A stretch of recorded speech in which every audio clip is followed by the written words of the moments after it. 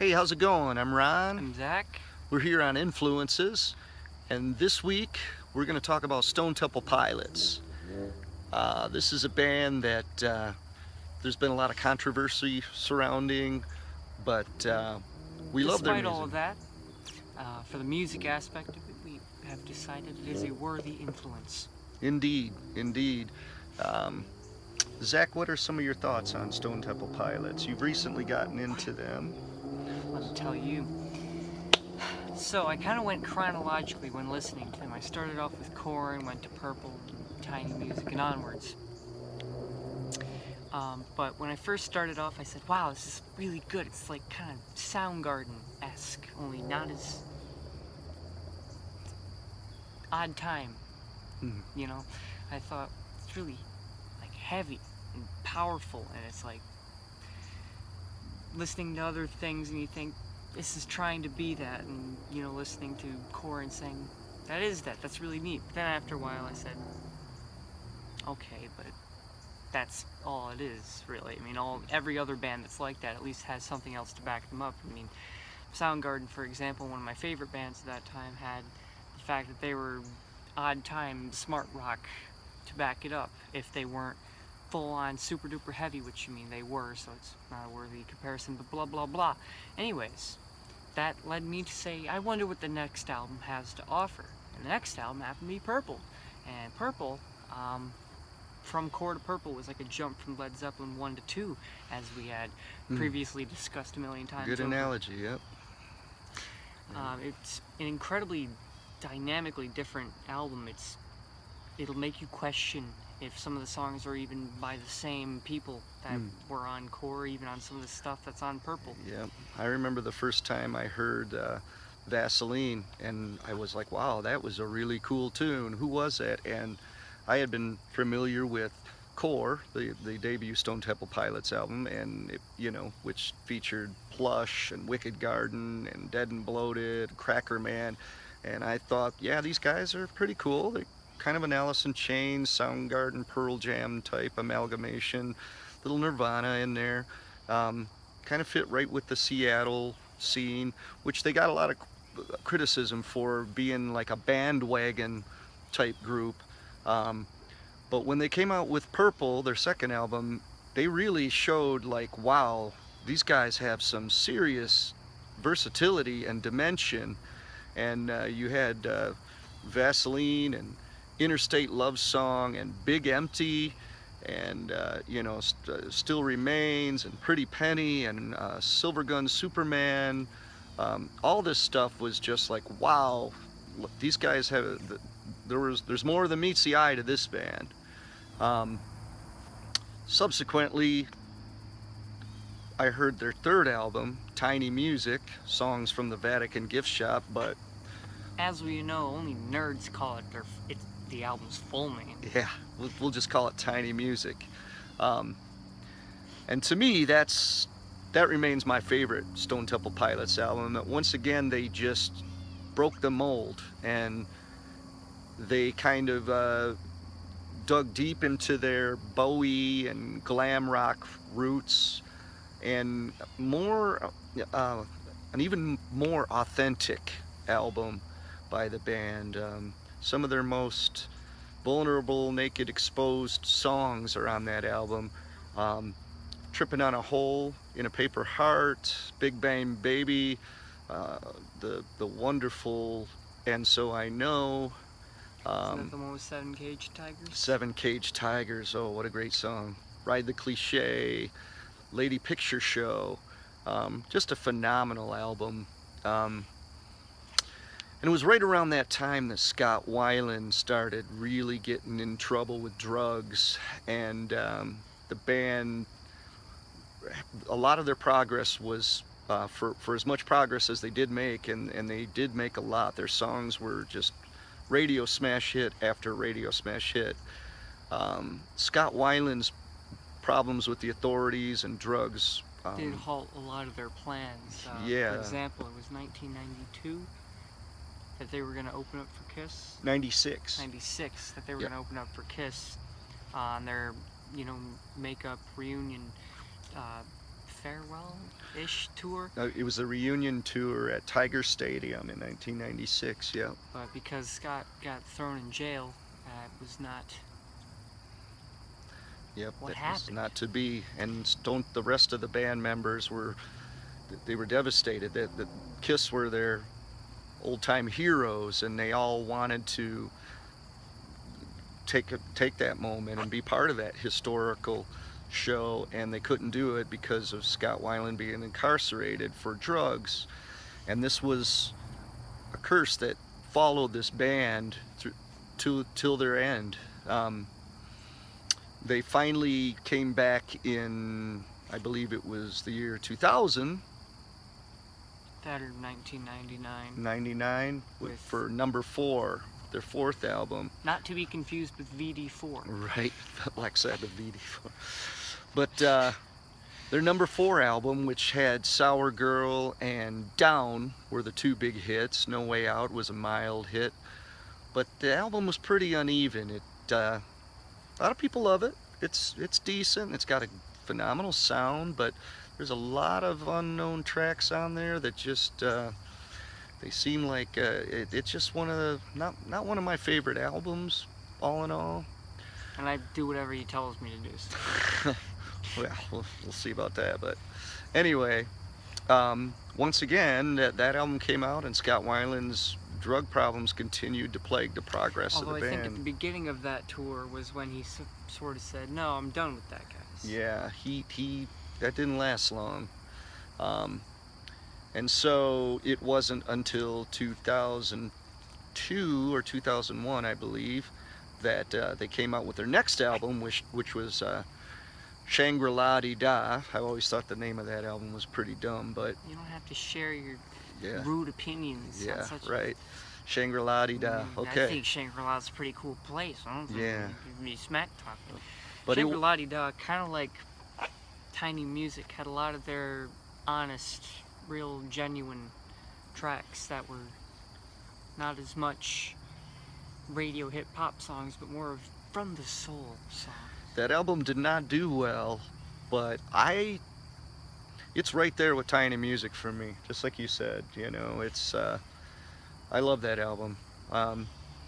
Black Again, Hello, It's Late. Oh my God, it's like a 70s treasure trove in some instances, and there's just some really authentic songs on that album. Too Cool Queenie, Is that the one with Bipolar Bear? Bipolar Bear, yeah, good stuff. Song for Sleeping, a lot of mellower stuff. And there were some really good B-sides later released during this time that really, this band just continued to show such versatility. And that was one of the things that really influenced us by these guys was... It's very Led Zeppelin, Queens of the Stone Age. No album is like the last one. Yeah, yeah, it's they like, continued to raise the bar on surprising you. Which, we personally think is one of the most important things you can do in creating music is to not copy yourself too much. Right, you want It's to good evolve. to maintain a feel, so if somebody hears the song, they say, well, I see where they're coming from. I know it's them, because it's from them, but not so much where it's like, oh, I wonder who it could be. Yeah, right, yeah. Well, that's the thing, too, about these guys is they did get, as we said, they got unfairly criticized. Mostly for Core, Yeah, but because it came around at almost the same time ish as I believe Nevermind, which was kind of the bigger grunge album. So it was lost in its shadow. I would argue that every one of these guys are among the best in their field. Dean DeLeo is a phenomenal guitar player. Just so underrated, it's not even funny. And Robert DeLeo, he could very well be my favorite bassist in rock. He's like a modern day John Paul Jones. Just such an amazing bass player. Eric Kretz, one of the most underrated drummers out there. And Scott Weiland, for all of the criticism that he gets for He's a his very drum- amazing, versatile singer. he's one of the most versatile singers in rock of all time, and he could croon with the best of them. I mean, his lyrics are great, his vocal melodies and his stage presence and live performance were Definitely. phenomenal, just phenomenal. And all the talk of the drugs and all that, just in my opinion, is beside the point. Very It's sadly clouds over the more important facts we think. absolutely, and Of the raw power of the music, man. it's about the That's what music, it's dude. about. Yeah. And so in 2010, I believe, they put out their final album, which was the self-titled album, Stone Temple Pilots. And, you know, that one didn't really have much on it that anybody would recognize. And it was kind of a critical disappointment and a sales disappointment. And they did a tour or two after that. But as we all know, once again, they split ways. And there was, you know, just a curse of album and tour split up ever since '96 that just never ended until the tragic passing of Scott Weiland finally happened a couple years back.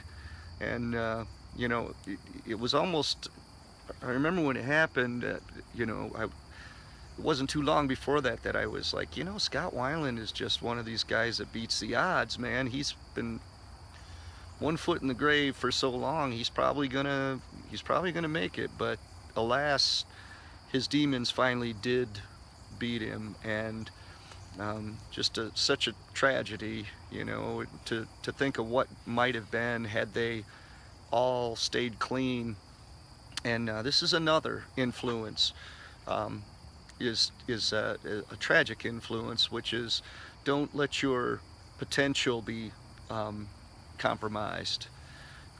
We are very mindful of these things because, you know, creative types, they do seem to have a susceptibility to certain pitfalls. And, you know, at the end of the day, I always think about Keith Richards when he kicked all of his bad habits. He said, you know, bottom line is it was affecting the music.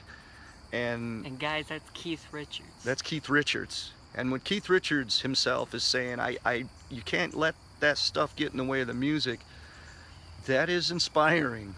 You know, it's inspiring to hear that. So at this point, the three remaining members of Stone Temple Pilots are once again, for the third or fourth time actually, trying to get a singer to replace Scott Weiland. It's never worked out before. It's sad because they're great and they're great guys by all accounts, and they deserve to be out there making music. I love to hear what they come up with, but it's just the public has just never been open to it. Yeah, it'll never be the same. I can't take it. Yeah, and which you can kind of understand because Scott Weiland is, who's gonna follow that? I mean, that's a tough act to follow. So, you know, but I do wish them the best of luck, that they can kind of find some success in their later years here, and they're still making music and they're still feeling creative and vital, so hopefully it works out for them. In any case, you got any final words on these guys, Zach? Their stuff is actually really hard to play. Ish, and once you learn it, it's easy like everything. And they like Rush, which is probably good. Yeah, that was a nice little story to hear, that Scott Weiland would complain that he wasn't a fan of Rush, and he would come into rehearsals and these guys are playing Rush and he's like, dudes, come on. Which, you know, if you're a musician who's really into their instrument, you're probably gonna fall prey to the Rush or prog thing. Of some sort. Yeah, at some point. But I just thought that was a funny story. But anyhow, we're still gonna, at some point, we're gonna be putting together playlists of all of these episodes so that you can kind of check out the songs that we would recommend and that have influenced us by these bands. So be on the lookout for that in the future. We shan't steer you wrong in your endeavors to find out more about your soon-to-be favorite bands. Indeed. So, in any case, we hope everything's going good with you, and feel free to stay in touch. We've been the Widetracksmen. The I thought Widetrack of that sound. for like the whole duration of it. Anyways, So thanks for watching, and always love to hear your comments and feedback, so feel free to put it down there. And until next time, keep on rocking.